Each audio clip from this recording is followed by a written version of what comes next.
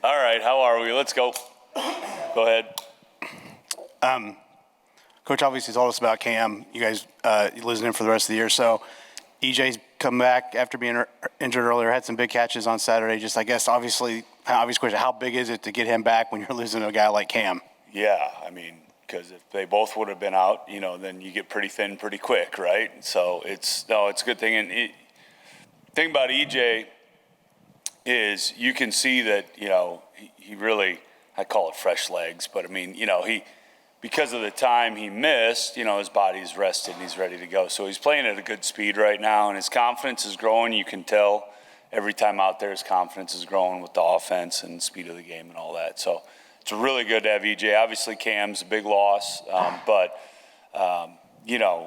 on the flip side of it, Cam is doing the exact right thing. And I told him that too when, he made that decision. I go, let's go get this right.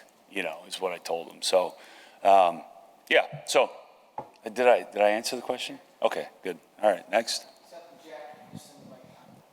I asked Tom about this, but want to get your take also. Brendan, told us after the game he didn't practice much during the week, and obviously was questionable going into the game. Just how do you feel like he was able to, what do you see from him during the week as he was putting in the mental reps that he kind of talked about, and how was he able to kind of put together a good performance without having the physical practice reps?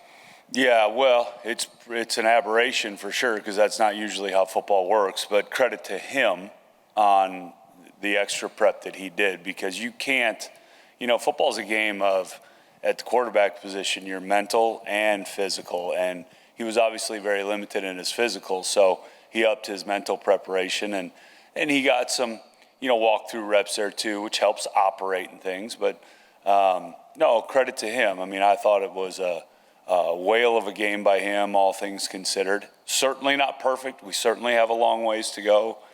He knows that. I know that. We know that as an offense too. But certainly put that up there as one of the better performances I've seen given all the circumstances involved. Yeah, are there a few areas with Brendan where you feel like you've seen him improve, especially in the last couple of weeks? Well, it's hard without practice, right? I mean, so some of the physical things that we had started working on, he can't work on as much. But I'll tell you, the number one place that I think he has grown quickly, which is good to see, is game management. And I don't mean that in a bad way, of understanding where you are on the field, what's the game situation, what really needs to be accomplished. Like, take that last drive. If we pick up that third down, we called a pass there. And you pick up third down, the game's over. Okay, so you have to call the pass in that scenario. There's just, you have to do that. But we told them, this can't be incomplete, okay? Can't be completed out of bounds, short of a first down. So it's either open or you got to run it, and you can't take a sack. So, I mean, there's a lot there. And he hit his third step. He didn't like it. And he got forward for a yard or no gain, and we got to drain the clock out and then hit a big field goal. So that's big growth for a young guy especially. It's big growth. Go ahead. Kind of looking back at that second half, offense kind of struggled to move the ball after being able to do so in the first half, but then that last drive when you guys needed it to put the game away, kind of give yourself an opportunity to land that field goal, you guys were able to do so. What did you see in that second half that kind of A, led to the struggles, and then B, what was rectified on that final drive? Yeah, really just, the first series of the second half is really one that, I'm perturbed with myself really, because, we got down in there close to the red zone, then took a big sack on just a play call I wish I could have over again. On that situation. I think that kind of, set us in a situation where the events unfolded like they did, but disappointed. But on the positive side of that, like you alluded to, the last drive, when it mattered, we got down in there and did what we had to do, even given the struggles that we had in the second half. And a lot of those struggles, we played our smartest game on offense. We had no turnovers, no penalties. And so when you do that and then you struggle, you still give yourself a chance. And we've had those struggles before this season, but then we've also had penalties with it or turnovers with it. And then that really puts you at a deficit. So the fact that we played our smartest game so far, I think helped us overcome some of those struggles. Go ahead. What do you think? You've played three good defenses the last 3 weeks, obviously, and the run game has, yardage-wise, it's dropped through those 3 games. Yeah, I but know. then, How about that? on an isolated way, you've had some runs here and there that have moved the sticks. What's your assessment of that? What's your assessment of the running backs of the line? And Yeah, well, you can't really ever do what I'm about to say, but I'm going to say it anyways. You know, if you take away some of the key sacks, and that sacks yardage in college football goes against your rushing, you know, and you look back at the last 3 weeks, I think it looks different and it feels different. But the numbers are the numbers, so it has gone down. But it has been effective at times. It hasn't been consistently effective enough. And it certainly has not been explosive enough. But that commitment to it, of doing it, I think certainly plays into how we want to play the game as a team. And so we're going to continue to try to get better at that, being consistent and being explosive with it. I still think it's really good to have Josh back. You know, Trent is coming. The O-line did some good things again there in the first half and in the second half in key moments. But consistency, that's what we're looking for. And once you have consistency, usually the explosiveness happens. So when you don't have that first one, the second one's hard to get. I recognize this may not be one of those things you want to say out loud lest it gets spoken into existence, but Brendan, he's only got the one interception. He hasn't had Why are you saying that? Don't say that. Stop it. But when you talk about game management, his ability, I guess, to not, even if maybe the explosive plays come and go, or you know, if the other team has made some adjustments that kind of keep him under wraps passing the ball, not make mistakes, I guess, for a young guy, not get rushed. Is that sort of reflective of the same thing, that he's at very least he takes care of the ball, he kind of just keeps you in situations that give you opportunities to make plays? Yeah, when you're talking about a young quarterback, and that's still what he is, just when you compare reps-wise. I know he's been in the program 2 years, but game reps-wise, he's still very young. You know, the number one thing, like I alluded to earlier, is understanding game situation, okay? Understanding when you need to press it a little bit and when you don't. And he's coming in that area. There is no substitute for reps on that, and with, you know, in a game situation like that. So we're not there yet. Don't get me wrong. I mean, I think there's some, you know, we went over the film yesterday, and there's a lot of situations out there where I think we could have been different from the quarterback spot. But with all that being said, guys, I said it in here when we lost. I mean, that performance by Sorsby was above the line. There's no question. We won. It's above the line. So there's a lot of good things you can build off that. We got to cross the finish line there. With Donovan McCulley, knowing that he's been at receiver only for like a hot minute and his physical tools, you know, what do you project from him, knowing that what he has as innate ability?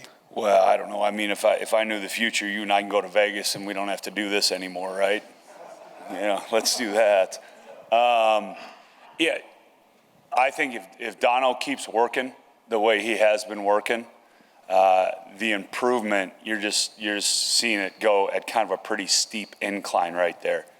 Sometimes that happens with guys that switch positions and they have such great physical attributes, but it only happens when you're willing to do the work, and he has been willing to do the work. So I don't know where the ceiling is for that kid. You know, I hope there isn't one, to be honest with you. But it's fun to see, and, you know, it's, you know, tribute to him. Yeah, go ahead. Anybody that you compare him to that you've coached? I usually stay away from all that stuff. But like Kenny Galladay, we had him at Northern. Similar frame, you know, and speed and stuff, but I haven't put a lot of, I hate doing that, you know, so I usually try to stay away from it, you know. My wife and my son do it all the time to me. What do you think he's like? You know, I don't know. And my son always says, well, I think he's like that. Well, who knows? So, yeah, ask him. I'll get Charlie up here. He'll know. Yeah, Alan mentioned the emphasis that you've placed on improving leadership within the QB room. What's kind of been your message, and how have you seen them evolve as leaders in the last month or so? That part's been probably the area of the biggest growth and where we still have the longest to go, if that makes sense. And I think it's really hard when you're in a quarterback battle like we've had here for, you know, one guy to step up and be that voice and do those things. And right now we're coming out of that on this side, and so now that's demanded of that position. Yeah, and it really is, the head coach and the quarterback, right? I mean, those are the two positions in football that get talked about the most. And so if you're the quarterback, you need to be the leader and accept all the things that come with that, good and bad. And I think Sorsby's done a good job of that. And we still got a long ways to go with that, but that's been a good job. All right, now what's the last question? I want to hear it this week. Okay, two-parter. All right. Fish isn't going to ask any question this week? No. Okay, good. I don't. Taylor Swift wants to know. Oh, boy. Were you ever on the Dawn Patrol? And if so, what was your sin? Why is Taylor asking? I'm just a messenger. Yeah. Keg, why are you hiding? He's not. I came up with it. Really? He's innocent. Really? He's innocent. Okay, so I don't know why Taylor's asking, but yes, I was on Dawn Patrol one time. And I can't remember the alleged incident why I was put on there, but I do remember I never was on there again because Monty got me pretty good that morning. And I just saw him a little bit ago. So yeah, one time. Okay. That's it? No, I do have one. Just on Illinois' defense. Yeah. Just your thoughts on. Yeah. Listen, I think this time of year here in the Big Ten defenses, they present problems with personnel and scheme. They run something a little unique, although more teams are kind of copying them because they've had incredible success with what they're doing. So we've seen elements of it, but they have really good personnel. I know they graduated and got a lot of guys drafted off that last year, but it seems like they just loaded them up again. And they have a D tackle that's probably as good as we've faced, and other positions just as good as we've faced too. So it's a good defense, and it's predicated on not letting you run the ball and challenging the pass at every turn they get. So yeah, it's gonna be another tough challenge, but it's the Big Ten. I mean, that's what it is, week in and week out. Nothing else. Fish, you were easy today. All right, see you guys.